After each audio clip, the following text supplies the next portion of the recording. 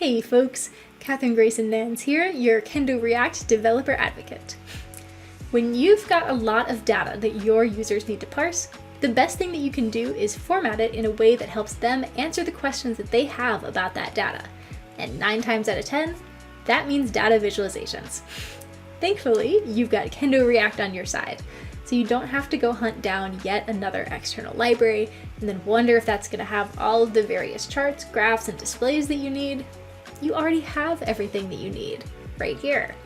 So whether you're new to writing React or just using the KendoReact charts library for the first time, we are going to walk through everything that you need to know to make beautiful interactive data visualizations with KendoReact.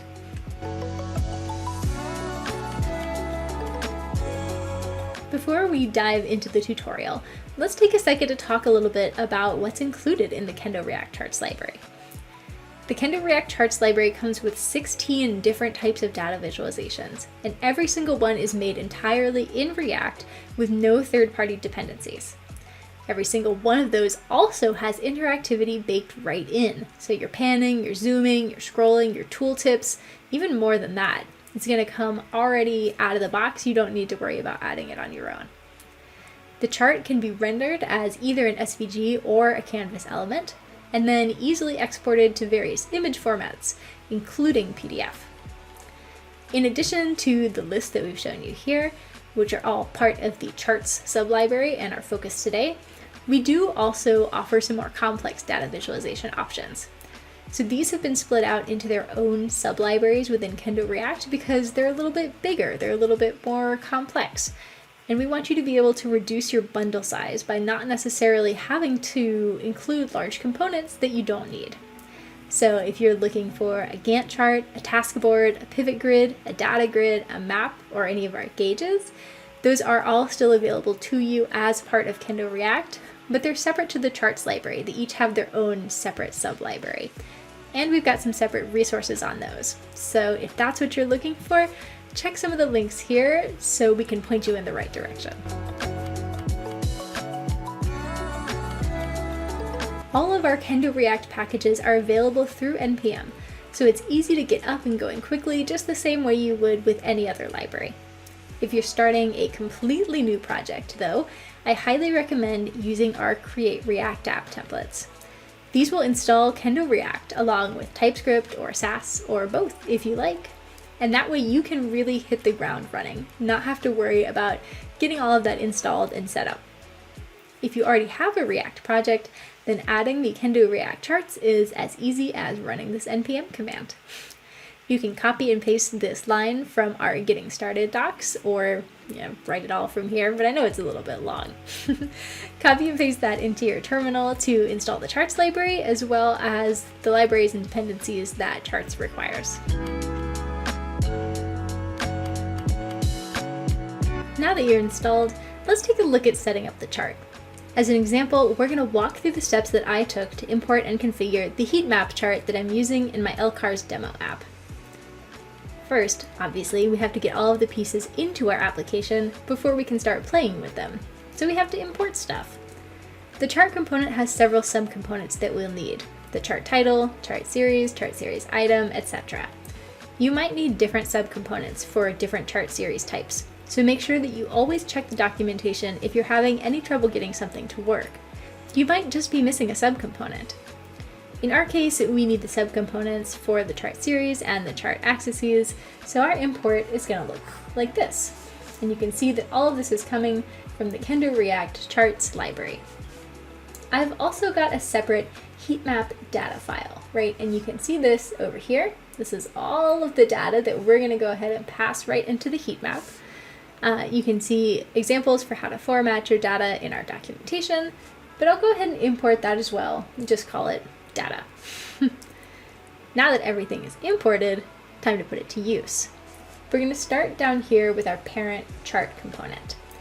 Because my heat map fits into a larger grid layout with some other components, I've added some styles here to kind of tell it to take up the div that's containing it, right? 100% width, 80% height. You can leave these out, and these are specific to my application and getting it to fit into the grid that I've got laying out this page. Without these, the chart will just default to being full size. Next, we're going to take a look at the chart series and chart series item subcomponents to set up the specifics of our chart and load in that data source.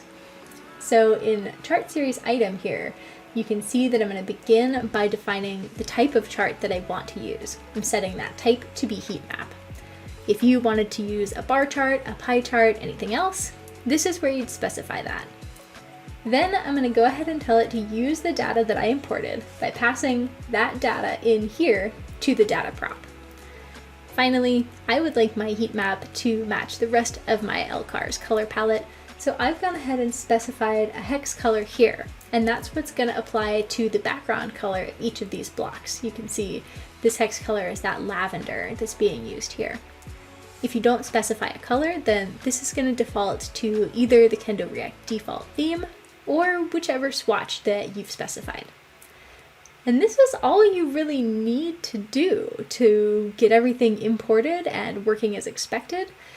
However, there are just a couple more tweaks that I would like to make to customize the look and feel of my heat map a little bit. So let's take a look at those next.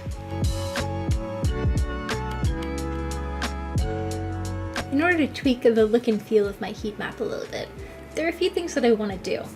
The first is to go ahead and remove all of the numbers here in each of these boxes. So for my heat map, I'd really like to focus more on communicating high level and general trends, so the numbers aren't really important. And when we don't really need them, I think it makes things look a little busy and a little cluttered.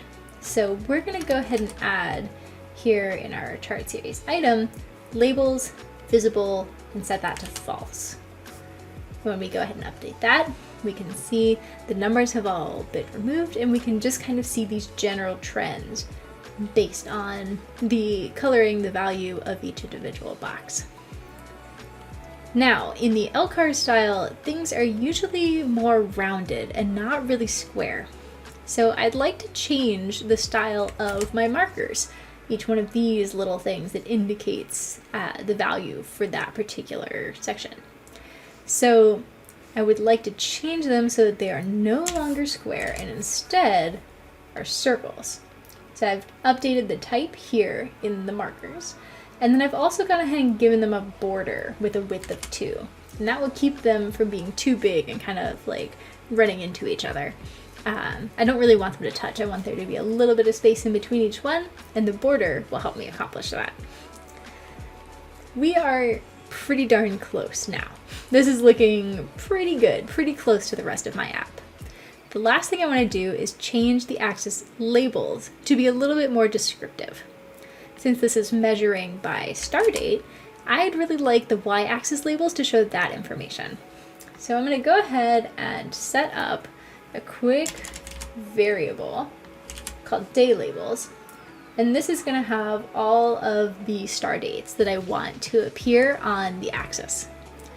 And then I'm going to go ahead and add that into my chart down here by specifying the chart y-axis item and setting the labels on that to use my day labels, as you can see right here. So when I save and refresh, yep, we can see over here, I'm now getting my star dates populating for the y-axis. And the last thing is that I don't really need the x-axis labels, right? So we can see here, they're just kind of doing like a single increment, not really required, not adding a lot of information. So I'm just gonna go ahead and remove those, and I will do that in the same way. Like I've got my chart y-axis here, I'm gonna go ahead and add chart x-axis, and then I'm gonna go ahead and just set this visible to be false. Perfect. Look at that. That fits in fantastically. It looks really seamless. It just completely matches the look and feel of the rest of LCARS. It's giving only the information that I want it to give, not any more, so I can control kind of what the user experience is in interfacing with this data. And I think it looks really sharp. Like, we have changed a lot from the default heat map here, and it's still not having any issues, still working perfectly, still blending in. everything I could ask for, really. So just like that, you can see we have got a lovely functional heat map chart in 37 lines of code. And that's considering some of this kind of stuff where I like imported everything on a separate line, didn't really have to do that. So 37 is even a pretty generous count here. That is pretty darn efficient. So if you want to check this out yourself, you can play with a less styled Stack Blitz demo that I will go ahead and link in the description below.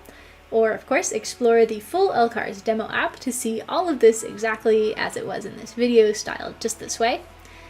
And of course, you can explore this along with all of the other wonderful charting options, or heck, the entire KendoReact library, free for the first 30 days.